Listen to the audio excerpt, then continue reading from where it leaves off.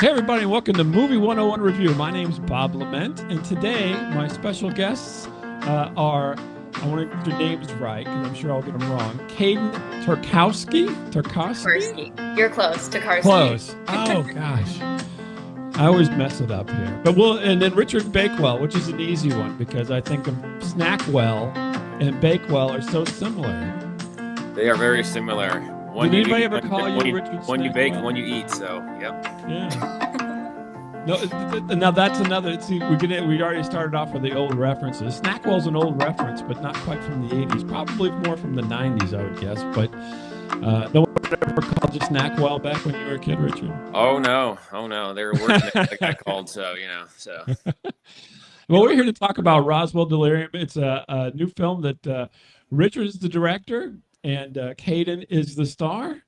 And we're going to talk about that, right? So the interesting thing about this movie, more than one interesting thing, I should say, but one of the interesting things about this movie is that you have a lot of 80s references in it. Not only that, you have a lot of people who are in the movie who are kind of known for the 80s.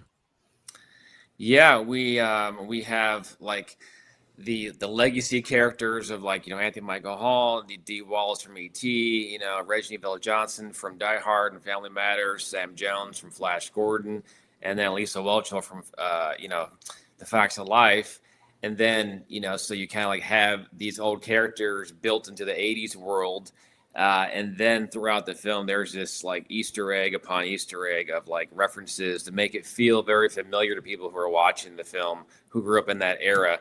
And it's like the references are kind of to be taken seriously. They're not like jokes, but they're just kind of like this dialogue to kind of help you throughout, and then just to kind of pay homage to everything that was loved about the 80s for me as a child, and probably people who grew up in that time as well. So, yeah, and it's having grew up then and seen all the movies referenced. I mean, a lot of that really hit me. I know that Caden, I mean, you obviously weren't around during this part of things, but I'm sure that people, on the set and so forth were kind of telling you, hey, this is a reference to something. Is that how it kind of went, or do they just give you the lines and you're like, I'm just saying, Wally World, and I don't even know what Wally World is? Well, I learned a lot from Rick, but I did a lot of my research because I had a few Easter eggs that in my own lines. So, like even like the Brooke Shields, Calvin commercial, that was a very big reference in the movie. So, I did my research through there and, watched different stuff and just tried to get a really good sense of the 80s. I mean, honestly, filming the movie, it felt like I got to jump back in time for a little bit. A little, yeah, exactly. And it was in essence set back then at the beginning of the movie, correct? So you're kind of in that time period. So how? Now I know Anthony Michael Hall was a producer on this movie from my research, and so whenever you wrote this or had this, yeah, you were the writer as well, Richard. Mm-hmm. Whenever you wrote this, was this kind of your goal? Did you already talk to Anthony Michael before you were writing, or is this something that was part of the process? Well, is this part of the process? Because like when you are an independent filmmaker, it's really hard to attach people to your project. You got to do a lot of smoke and mirrors. You got to tell a lot of fake stories to get people to come on board. Look at your script or consider doing your movie. And you got to kind of like false pitch people sometimes. That's a whole different podcast. So I finished the script, and then there's actually a line in the film with Ashton, who plays like the older version of Firefly in the film. Mm-hmm. And so she says, I survived 2 nuclear attacks on Wally World. And that's a reference from National Lampoon's Vacation. And I wrote it never thinking that Anthony Michael Hall was going to be opposite her in the scene. And when those two read it, in a table read, he didn't even flinch. But I'm like, I know that that's from National Lampoon's Vacation. And you're just not going to acknowledge it, that's fine. But, it was just kind of funny. But there's things that were in there that just came from all those films. And he's in so many classics that you have to pull a few lines here and there from just to, because it's like his films are the 80s, that John Hughes world is the 80s. Yeah, exactly. Yeah. And I was really impressed that he didn't flinch on her mentioning that. I was like, I mean, that's a good bit, right? I mean, you Mhm. watch. I thought at least you'd see an eye flutter or something, and it just went as if that was normal everyday thing, and it was totally disconnected Yep. from him, even though everybody who was around then knows that it was him, right? So he was Rusty. So Yep. there you go. We even Um, had Breakfast Club flyers in the school, in the oh, set really? school, in the hallway. Yeah, I Oh remember my like goodness. walking down during like a take and with Georgia McPhail, who we play opposite of. She plays Lynn, Mhm. and uh, and I was like, oh my gosh, wait, that's the Breakfast Club. Hold on. That's so interesting. I That's didn't. right. Because the production designer Molly, she was like, "I got these," and I was like, "You can't put them too close to the shot because like it's really gonna stand out. Like let's just put it a little further back so it kind of blends in. If you really pay attention, you can see it. But like I was like, it can't be so obvious. Let's just have them hidden back there. Yes, that's right. I forgot. Yeah. Yeah, so there you go. That's something for people to hunt for, right? So you can Yep. see it in the shot. So I was looking here. It looks like you guys did a big tour of the festival circuit before your recent release and so forth. How did that go? Did you both? Did everybody get to go on the circuit? I mean, how does that work for you guys? Well, I mean, I submitted 25 festivals when we started. Then we had the premiere in Culver City, and then like all of a sudden, like we oversold by like 40 some seats, and it was very crazy. And then like the word got out, and people just kept wanting to have our movie in their festival. So we played in probably like 80 festivals, and you can't go to all of them. There's just too many. Uh, Right. so we did a few like Pasadena, and Caden came for that one, and then I think our last one where we had cast come was the Phoenix Film Festival in Arizona, and Caden and Ashton both came out for that to kind of represent. But there were just so many to do, like we couldn't be at every single one. You'll break the bank, trying to hit all those festivals. But it's like it's just an honor to be there and people to just really come up to you and just say, "Wow, great film and great job," and just to support a film that no one even knows about. It's like it's like kind of like the mystery film. What's this going to be about? So that was the joy of that. And so was it a bit strategic in a sense to say, okay, you said 25 that you initially started with. Was that a kind of a way for you to kind of build a bit, since it is an independent film, it's hard to get out front. And so these festivals may be a way to do that. Was that a bit of a strategy? Yeah, and I think we won over 103 awards, which is crazy. Caden, Oh, that's nothing. That's I'm sure just over 103. Caden won a couple awards, for playing Becky, and a lot of the actors and actresses won awards in the film. Lisa won, Anthony. I mean, Ashton. Everybody who played in the film almost won an award, and like for me, it's like I did my job, and I felt really good about it. And it's like the strategy was let's submit to a few festivals because sci-fi film is a hard one for people to really put their head around. Sometimes they feel like, oh, it's going to be cheesy, it's going to be this or that. There's always this kind of like stigma about a sci-fi movie, but people really embraced it. And then it's like I was like, here's here's festivals that I want to submit to, and then see what happens. And then it's kind of started to grow, and word got around, and I was getting emails like every week, hey, we'd love to have your film in our festival, here's a free voucher. So That's fantastic, right? So then yeah. that helps it get around. And so, Caden, as far as that goes, you want to list off some of your wins for us here? Oh, there's every I single put you on the spot. I'm no, sorry. no, you're totally good. No, every film festival is so specific with their titles. I couldn't honestly rename. Oh, that's okay. But But 103 wins is a good. I mean, that's a good amount here, right? I mean, how many do you think the average film would get? Maybe one or two, and here you got 103. Yeah, I Um, mean, I can tell you, like the last two films I made, we got like 10 each, maybe 10. mhm. So like I was like, oh, I think we could definitely hit 50, and then we hit 50, and then I was like, oh, okay, well, maybe we hit 75, and we kept going. Then I looked at Oppenheimer, and they had like 300 and something. I'm like, yeah, we're never gonna get Right. far. So But hey, you 103 is never. pretty good. I think you should put, the starburst on the poster and say 103 awards.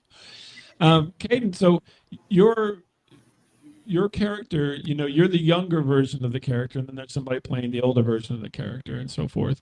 I'm And I don't want actually to. I'm No, actually a mean girl in the film. Oh no, you're the mean girl. I'm sorry. I apologize. Yeah. Sorry. Well, you're the mean girl. Let me start that over. Richard, yep. say 103 awards. 103 awards. So you're the mean girl in the movie, Caden. Yes. So now I thought you were a pretty good 80s mean girl because I, personally have been the victim of 80s mean girls Oh, back in the 80s. I'm so No, sorry to hear don't that. feel bad about that. It's okay. It's more everything worked out. Trust me.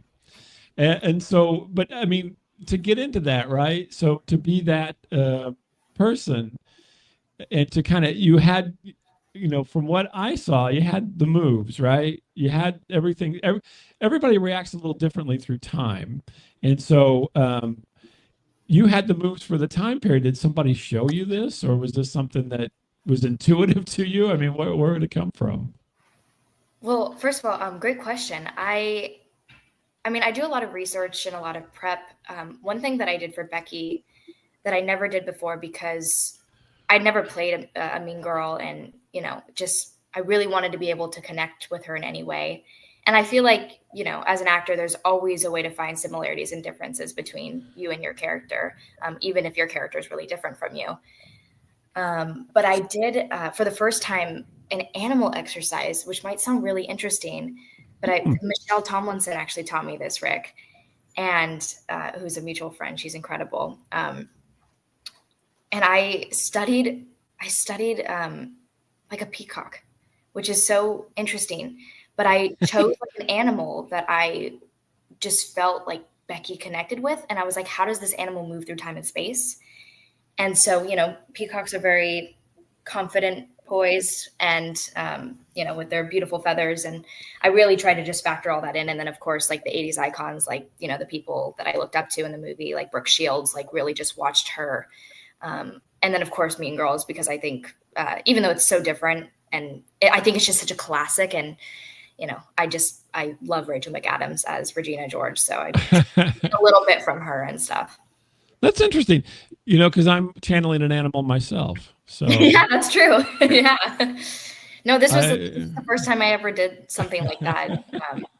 It definitely made me feel just more confident and prepared when I went on set. So yeah. oh, that's great. So did you find it fun? I mean, was it? They always say it's better to play a villain as an actor than to play the hero. Is that your take on it? Honestly, I mean, it really it differs that answer for sure. But I loved playing a mean girl because I mean it's interesting to tap into that that mindset of having to put other people down to make you feel better about yourself. Because I've never thought that way. So just kind of like trying to understand the insecurities and tap into that stuff that Becky was having. So yeah. Everybody now is so in touch with their feelings. Back in the 80s, Absolutely. nobody cared about anybody's feelings. That's why you get to be a mean girl. Yeah. They're fun. They're really fun. And Becky was wonderful. And I'm just grateful to Rick for, casting me and I mean, forever grateful. And so, but on the storyline now, so we had the storyline where you have a younger versus an older, right? And so, and I don't want to give too much away from what my thoughts were on it, but it's very interesting because it's almost like an alternate timeline in a sense, because in the younger world, we're talking about, what happens if there's a nuclear attack, right? This is the deep, heavy part here, Caden. And you even went through the drills for duck and cover, which as a kid I went through those drills, right? So the realities of how is getting under your desk or putting your face to a wall going to help you in a nuclear explosion is beyond me, but we all did it, right? So kind of give me an idea, why. What was you're like, I want to talk more about that. Is that the idea behind writing this, Richard? Well, it's so funny because like I didn't even know about the duck and cover drills because when I was in school, it was like stop, drop, and roll, for fire. Right. Yeah. And then, Not in high school. yeah, well, now it's like everyone run for your lives, sadly. But so when I remember I saw like some film strip when I was just doing some research because like I had to do uh, a lot of emails, a lot of phone calls to NASA to get approval to use their stock footage for the Challenger stuff that we shot. So that was like a huge undertaking. So I was like, well, if we can't get approval, then we got to scrap this whole Challenger and astronaut storyline.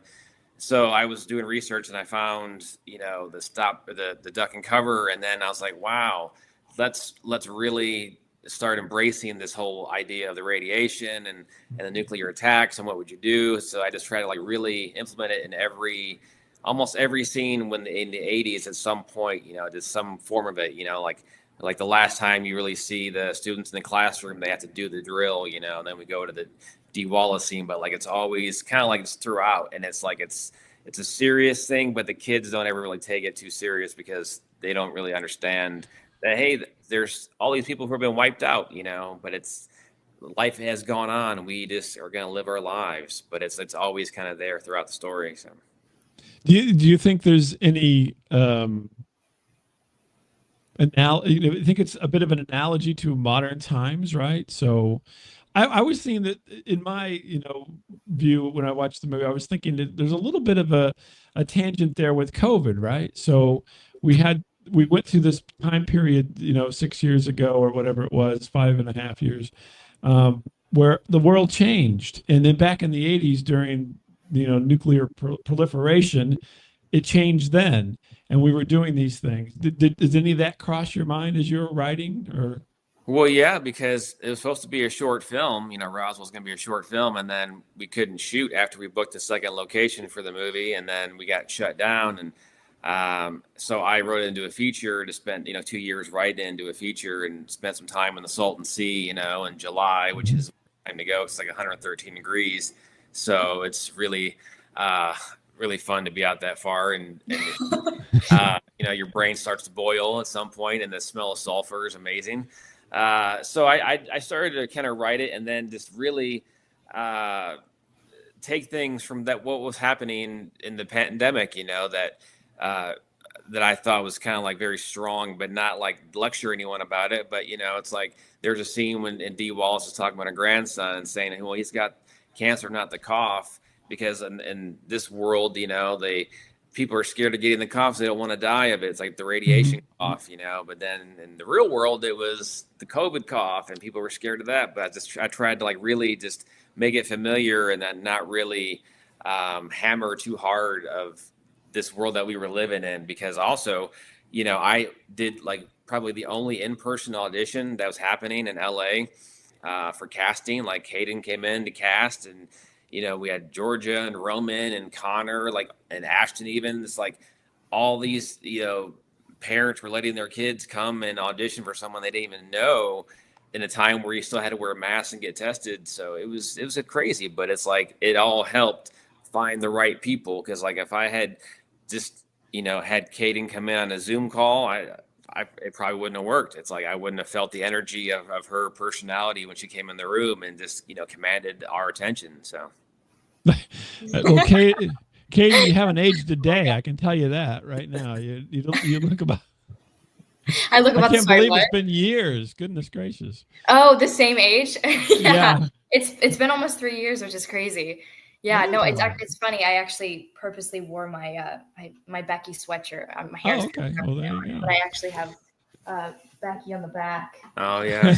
Yeah, best gift from Roman. But yeah, I can't believe it's been that long.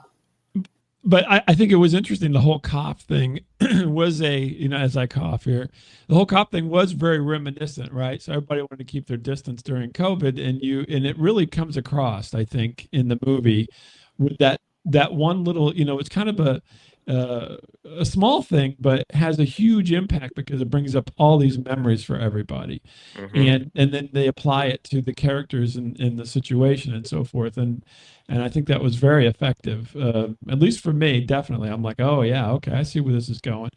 So so Kate, so it's been 3 years since you did this, and here you are talking to us now. Do you want to, where's this gone for you? Have you done some other stuff too? I mean, what's the progression of okay? Have you got to be a mean girl in other movies? I actually haven't played a mean girl in other movies. I recently wrapped a film in Mississippi just this year, called Bruton. So the rest of the cast hasn't been released yet, but Theo Rossi plays my dad. So I've been doing a couple different projects, and just trying to stay as as busy like every other actor. I've done a couple commercials as well. Rick and I did a Subaru campaign together, which was really cool in December. So it was nice to be back on his set. And then I just had a Joey Fatone lobster commercial come out, which is very, very cool. So yeah, just lots of different projects, just trying to keep myself as relevant as possible. So did you said Joey Fatone lobster commercial? Yeah, Red Lobster commercial. Oh, Red Lobster. Okay. Yeah, yeah, yeah. Is Joey Joey Fatone. Fatone dressing up as a lobster these days? Is that what's happening? I don't know. I didn't No, hear it the was red part, I guess. no, yeah, no, that would be very interesting if he was. But yeah, they partnered up because Red Lobster has a new deal for a three-course meal for 19.99. Oh, there you go. The whole commercial is pretty much about how he was a big deal back in 1999. So there's like a couple puns and jokes, and Ah, okay. Well, yeah, hey, there you go. yeah, You're it's back great. in on the puns and jokes there. Yeah, but I would love to play a mean girl. I haven't played a mean girl ever since Roswell. And wait, didn't you also ad lib a line in that Red Lobster commercial as well? Hmm. Yeah. I always do. The last line, can we just eat our shrimp? Or I can't even quote myself word by word, but yeah, I can't. We did a lot of improv towards the end, and I mean, I did so many different takes on that commercial set. It was such a great challenge and such a great experience, but it was hard. But yeah, no, we just did. I was very curious as to what was going to make it into the commercial, and I was very shocked when I watched it that made it in. That's funny. You say, Joey, do we have to sing and dance every time we get up from the table? Come on. Yeah, and no, it was funny though. Joey is really awesome. He has the best personality, and I mean, yeah, it was such an honor to work with him. He seems like a fun person. I mean, in everything I've seen him, he's very exuberant. Yeah, yeah, absolutely. Yeah, he's awesome. Now, Richard, this was not your first directing gig, is it? But it looks like from I'm looking at IMDb. IMDb is a lot of cinematography is kind of been your base, and then now you're branching out. So, is this so you're like, I want to be the director now, not just the cinematographer? Where is it at for you in your career? Well, when you become a director of photography, which I did like 2006, my resume was a big lie. I lied about all my experience, and then I started getting DP jobs. I had to kind of like this, fluff some things, and then I kind of went from like assisting to man in charge, behind the lens, and like I spent enough time as a director of photography, so I did my first feature like in 2012, called Officer Down. And then it's like, I think when you're a director of photography, you're also commanding most of the set and the people. So that's a natural progression. And you get to really see when things aren't working, like you can tell when a director is struggling, and if you are that person, you can help them, find the way out and find the common thread with the actors or the crew. And that's for me. It's like, even if I'm the director of photography, I'm usually directing the set anyways, because a lot of people these days don't have the experience. So you kind of have to like help them along the way just to keep the shoot moving. And you're just not getting the credit for it. So, but for me, like I direct a lot, and, like I'm doing other projects as well. As I did a commercial with Caden for Subaru, some other smaller commercials I've done recently as well. But for me, it's like I like going back and forth, because then it's like I get to be really creative behind the lens when I'm the DP, and then when you're the director, you just don't get to sleep for a while, and you you do 20-hour days. You look at footage afterwards, you do this, and you're planning, taking phone calls. You try to have the lunch away from everybody else so you can just have a moment to breathe. And then someone just finds you, and it's like, oh, I guess I'm not going to eat my lunch now because now we're talking about the next shot. So, but it's like, I think it's the progression in life, because you don't want to keep killing yourself behind the lens. You want to eventually just be the one on set calling the shots all the time. So that's kind of like where I'm kind of leading in my career. So. Oh, but and I heard your as you were talking there, I heard your book title, and Caden, you should be the first person to buy it. It's "Fake It Till You Make It" by Richard Bakewell.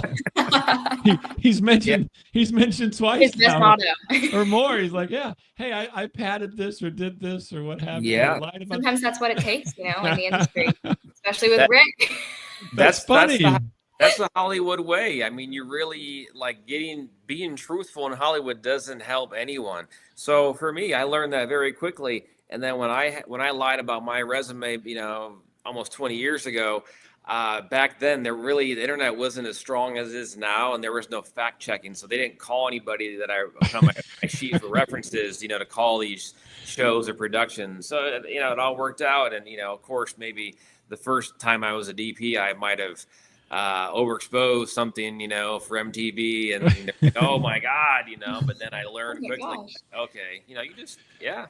Yeah, I'm looking here. Caden, upcoming for Caden, Dune 3. Who knew? Oh, I wish. Oh my gosh, I'm trying to help you out here, Kate. So yeah. Please, no. Timothy Chalamet called me up and said, "Hey, would I play this character?" Oh my gosh, that's actually it's funny because I was like manifesting. I was like, I hope they do another Dune movie, and I'm like, if they do, I really hope there's a part. There's a million Dune movies ready to be made. Of course, there's going to be another Dune movie. Don't you think? That would be a dream. Richard's directing. We didn't even mention. Oh yeah, Rick. That's right. Yep. So I'm helping you guys out here. Yeah. Thank you. Appreciate that. Very much appreciated. Yeah. So as the. And I don't. We're at the end here, so I don't want to give anything away. But you're kind of like, it's kind of a little bit, and then I don't want to necessarily put this label on you, but Shyamalanian in the movie a little bit. I would say there's a bit of a twist, maybe, in the movie. I don't want to give away any twists or anything, but so I think that was really interesting, and I think that. People, coming into it, right? It really has a tone in the movie with the references and kind of being heavy and light. Really, it's heavy because of the nuclear radiation and the situation, but light in the sense that the kids are, getting on with their lives and kind of joking and being kids, right? But at the end, there's something happens, and I don't want to mention that. I'll let you guys talk more to that, but. All this seemed very, very deliberate. Was that the case? Am I following you correctly in your direction there, or what do you think, Richard? What do you think? Well, I think that there is a twist. Not everything is as it seems, but there are Easter eggs along the way for familiarity.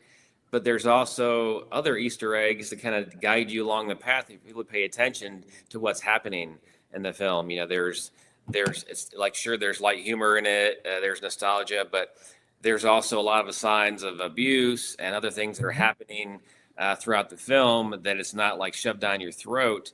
And then at the end, I think it kind of just makes sense for people like, oh, this is why this person is doing this or that the way they are. And it's really, the film is just really a love letter to everything about the 80s, but it's a mother and daughter story is the core of it. And it's like, the film isn't about like this big, alien invasion or this and that. Is really about just coming to terms with acceptance of a life that the parent tried to give to their child and embracing that at the very end. It's hard to do because sometimes we are victims of our parents' mistakes. So that's what the story really falls into at the very end of the film. It's like as much fun as it is at times. It's a very serious piece, in the second, third act. So Yeah, it does have a tone then. Yeah, a bit of a tonal shift in it. And you're right. I picked up on all that, and it was really interesting to me um, because of the contrast, the juxtaposition between the two, right? So you have to continue with things happen, right? And you have to continue with your life, and getting on with life. You can't just be focused on kind of the scary parts of it, right? Or otherwise you just kind of curl up and not do anything. Yep. Absolutely. So let's get to the title. Let's finish up here with the title. We'll finish at the beginning with the title. So Roswell Delirium kind of gets explained in the movie, but what brought you to that as far as titling the movie? Well, I think there's such a fascination with the Area 51, Roswell. I think people are so obsessed. I mean, I I tell you, like I when I we had the premiere, like people got to watch the film. Like Caden, I didn't get to watch it. I was dealing with all the people who didn't get to get in, and there was all these crazy like Roswell people who were coming to try to get in the last minute and get tickets, and it's like people just want to be a part of it. They even if it's a movie or a show or they just want to be a part of aliens, like, and I was like just fascinated at the lengths people go to be involved in that world and that they can't like even function because they're so obsessed with aliens. And then I was like, well, you know, I I didn't set out to write like an alien movie, but I wanted to be a part of the film. And I think aliens get a bad rap in most movies, so I really just thought, well, okay, well, here's Roswell is a familiar term. People know it very well. You hear Roswell, you think aliens, and then the delirium is really just kind of like I think the term that I wrote for just where this story takes you. It's a journey, but not always where you think you're going. It's kind of like a world of blended states of mind, more or less. So I don't give anything away. So That's what we're trying to dance around a little bit because I think it makes it so much more fun for people to watch it, to have it unfold in front of them. Caden, is there anything experience or a short, quick story that happened during the filming and everything that you'd like to tell people about? You say, "Oh, this happened and I can't believe it," or something like that. There was so many moments on set. I mean, gosh, Rick is really this is the really cool thing about Rick is I mean, first of all, super talented, but he's and very professional, but he also has fun when he's making movies. And I think that's so important. And I think that's very easy to kind of lose the fun, especially when you have so many especially all the scenes with Ashton and Michael, some really hardcore and emotional scenes. So when I was on set, I was grateful that it was a little bit more light, but it was my birthday in August, and we weren't filming on my birthday, but Rick surprised me on set with like our last take with a cake, and everyone was singing happy birthday. And the really crazy thing is I found out it was Rick's birthday a few days after that day of filming. So I told our first AD, Larissa, and I said, we need to sing happy birthday to Rick. I said, can we possibly do it on the last take of the day? And she's like, yeah, sure. Perfect. We'll do it then. And so I'm like, great. So as soon as we start rolling, I start singing happy birthday and everyone starts singing happy birthday. I'm like, perfect. Everyone's got it. And Rick starts coming with his phone and he starts videoing me. And I'm like, whoa, hold up. That's not what I was trying to sing happy birthday to you. And then he guides his hand and there's a cake that says happy birthday, Caden. And it was just the coolest. I mean, the most special moment ever. I was just in shock and awe. I was, yeah, best moment. And then we also like sang, the Facts of Life theme song to Lisa Welch. There you Some go. really cool things like that too. So there was there was lots of things. When you work with Rick, it's just, you're always going to just have such an incredible time. That's why they call him Bakewell, because he bakes cakes all the time. Oh yeah, maybe. Because his real name is Smith, but he took on Bakewell because it sounded better. yeah. On Yep. everything. So, Rick, anything that you wanted to share as far as kind of a story from the set and doing everything? Did you meet your heroes or anything while you were doing this, or what happened to you? I mean, like I remember, like of course, like E.T. is like a staple of my childhood. You know, that was such a huge film growing up. You know, like I can relate to the little boy not having any friends and coming from a broken home. You know, that's the whole story. And so I went to go see E.T. and a re-release right before we shot the film. With, you know, and Dee Wallace is in it, and I'm like, wow, she just really plays this soul of the film, and you don't even realize that as a kid when you watch it, but as an adult you see everything that she's giving. You know, when she finds, you know, Elliot in the bathroom with ET and they're both dying together, and it was like, oh man, I got all emotional. And so when like she walked on set, you know, it was just like I was just in awe. And then I had to put that to the side and be like, okay, now I need to just, you know, focus on the scenes, let her do her thing.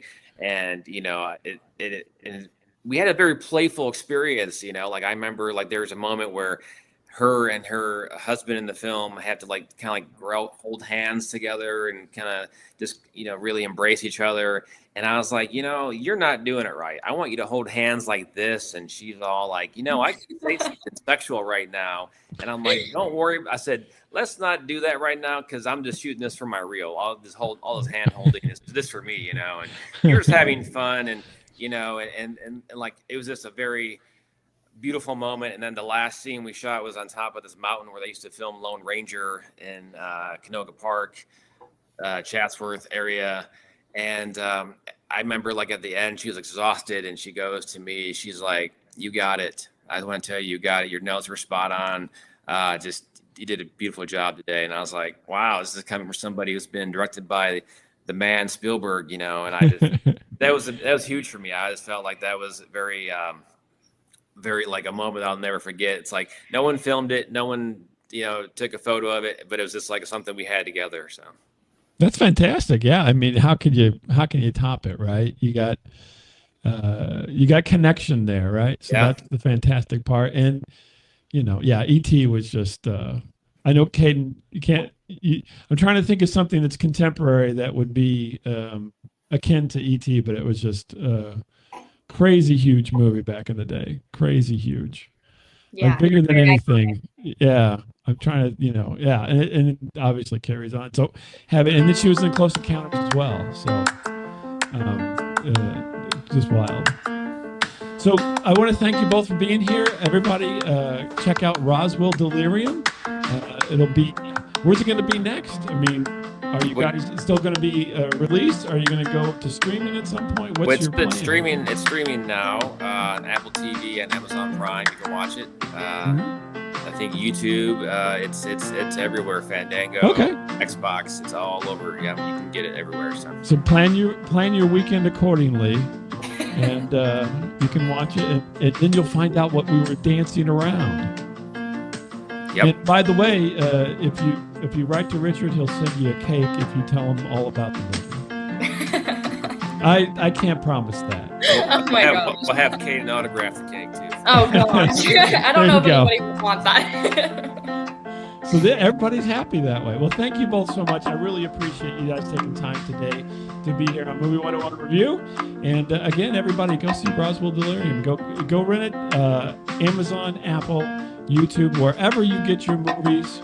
It's there, waiting for you. Get it while you can. Thanks, everybody. Thank you, guys. Thank you. Thank you.